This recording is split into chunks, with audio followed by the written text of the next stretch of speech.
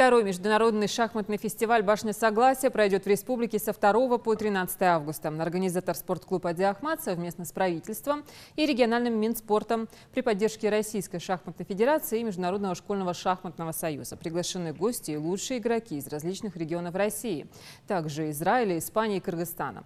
В первый день турнира преподавателей шахмат и судей ждет семинар и мастер-класс от заслуженных тренеров по шахматам.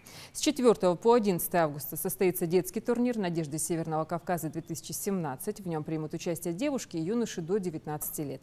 А уже 12 числа стартует этап СКФО по быстрым шахматам для взрослых.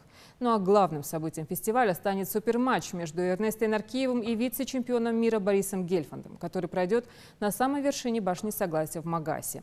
Главный приз турнира – возможность участия во всероссийском соревновании «Первая лига», а для старшей возрастной категории – ноутбуки. Призеров в каждой категории наградят дипломами, кубками, медалями, а также ценными призами.